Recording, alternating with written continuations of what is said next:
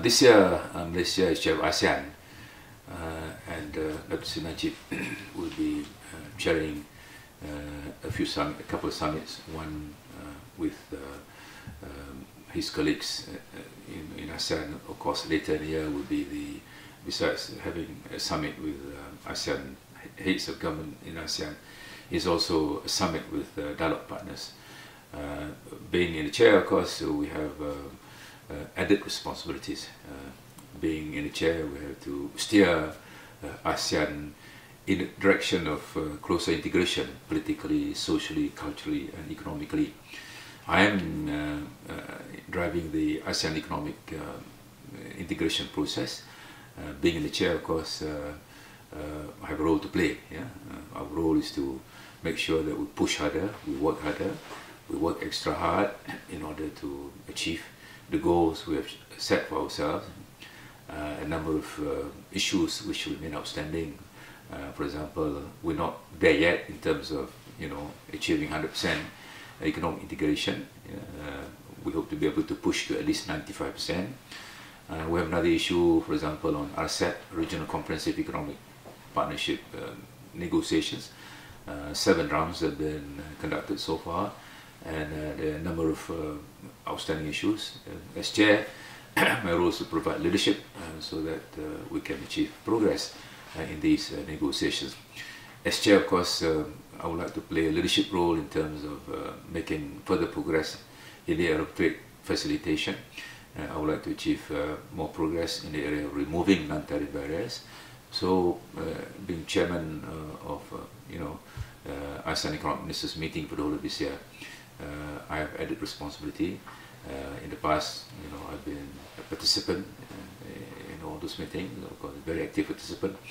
This time round, I'm not only actively participating in discussions, but I got to play a leadership role, and that leadership role has got to do with pushing harder,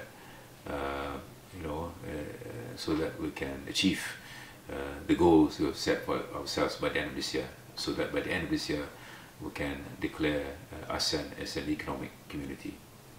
There's some challenges, of course, but I can say that we're all committed in terms of the broad picture. In terms of the big picture, we know how important closer integration is. We all are convinced that ASEAN has brought benefits to all of us. We're all convinced that closer economic integration will bring about higher incomes, higher per capita incomes, and better growth of all our economies. So in terms of commitment, in terms of the big picture, we are on the same page. Of course, when we go into details, there's some challenges because we are at 3 different levels of development. 2 countries are developed in ASEAN, 4 are in the middle income category, and another 4 are not doing. In terms of level of economic development, they belong to the least developed economies. Therefore, there's some challenges, and in ASEAN we discuss things openly and we go by consensus. And for that reason, sometimes it's difficult to get a consensus. Having said that, in the past we've been able to achieve progress, and this time around I'm confident that we'll achieve further progress in the area of reducing non-tariff barriers, in the area of trade facilitation, in the area of getting, working much more closely with the private sector with a view to getting more inputs from them, and by doing so we hope to be able to promote higher intra-ASEAN trade and investments. This is also a very important objective. Although intra-ASEAN trade has been going up, but we believe there's potential is much bigger, and in the area of intra-ASEAN investments, that's another area that we need to work closely with each other so that we get to see a higher percentage of trade and investments being conducted within the region. I've been doing trade and investments for almost 6 years now, and this year could be considered to be one of the highlights in my career as MITI Minister. Highlight because this is a year we're going to declare ASEAN as a community, in my area of responsibility and ASEAN economic community. So happening in a year when I'm meeting Minister, of course, has very special significance for me. Therefore, I need to work extra hard together with my colleagues, because I don't work individually. I need the support of my colleagues. So we hope to be able to achieve progress in 2015 for us to deliver a good outcome for by the end of this year. Secondly, we are going to, at the end of the year, come up with post 2015. That's the agenda for 2016 to 2025. So this is a very important year for Malaysia. When I'm chairing ASEAN, this is charting the future direction of ASEAN. And the other aspect is, coming from Kelantan, and this meeting, this retreat we had held in Kota Baru has a lot of meaning for me. I'm bringing my colleagues to my home state, and some ambassadors have been to my constituency.